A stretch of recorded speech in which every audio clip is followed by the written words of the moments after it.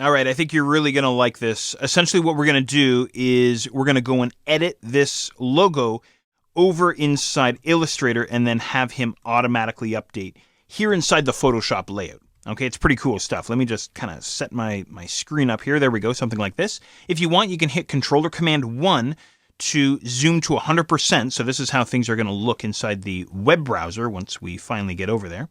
And here's what I'm going to do. I haven't done anything since the end of the previous exercise, so there's nothing weird or funky going on here. All I did is I saved my Photoshop file. That's the only thing I did here. What I'm going to do is I'm going to bring my cursor over top of this kind of weird, funky looking icon there over inside the Layers panel, inside the Vector Smart Object layer, and all I'm going to do is double click, okay? And Photoshop gives us this really cryptic message. It says, after editing the contents, choose File Save to commit the changes. Those changes will be reflected upon returning to high-resolution.psd. The file must be saved to the same location. If the Save As dialog box appears, choose Cancel and flatten the image before saving. I'm going, what are you talking about? What the heck is Photoshop talking about? Well, trust me on this. Go ahead and click on OK. And we're actually flipped back over to Illustrator. We're now inside Illustrator. And not only are we inside Illustrator, but we're inside not logo and text.ai. He's open inside the background. We're opened up inside a new file called Vector Smart Object.ai. Okay, very, very cool stuff. So what I can do now is I can go and make some changes to my logo if I wish, and then have those changes, of course, update over inside Photoshop, as I mentioned just a moment ago. So here's the changes that I'm going to make. It's actually really, really simple. I said earlier on that I wanted to have 2 strokes on my logo here, and we actually have 3.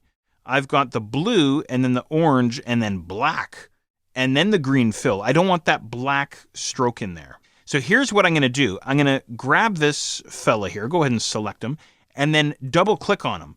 And that'll actually get you into the group. We're actually inside the group right now. And what I'm going to do is I'm going to grab the H in horrors, and I'm going to hold down the Shift key on my keyboard, and I'll go and grab the O, the R, the second R, all the way across. Okay, all these guys here. And notice down inside the bottom area of the toolbox, they all have the same green fill, and lo and behold, they all have the same black stroke, which is no good. So I'm just going to tap my question mark key on my keyboard, my / key on my keyboard, to get rid of that extra stroke, just like that. Perfect. That's all we need to do. I'm simply going to repeat that now for House of. So grabbing the H and then over to O, U, S, E, all the way across here. And then, of course, of as well. And then same story. Just make sure that the stroke swatch is on top. Hit your question mark key on your keyboard. That's it. That's all we need to do. Okay? So just double click inside some white space there to get yourself out of the group. And then save your file, Control or Command S. Okay? And then head back over to Photoshop and give Photoshop a second, and he'll refresh and display the changes that you and I made over inside Illustrator. How do you like that? So congratulations, you are now comfortable using, or I hope you're comfortable, using smart objects between Illustrator and Photoshop. So how I think of it is I think of this smart object that we have here as an Illustrator object that's sitting inside my Photoshop layout. And at any time, I can return to Illustrator to edit them simply by double-clicking on this tiny icon here inside the Layers panel. All right, awesome stuff. I hope you like that. There's one final thing that I want to do here with you, just to wrap up our header. I'm going to rename this layer. Rather than calling this Vector Smart Object, I'm going to double-click on them, and I'm just going to call them Logo. I hope that works for you. And the other thing I want to do is I want to group these guys into what's referred to as a layer group. So I have Logo selected there. I'm going to hold down Shift, and I'm going to grab Header there.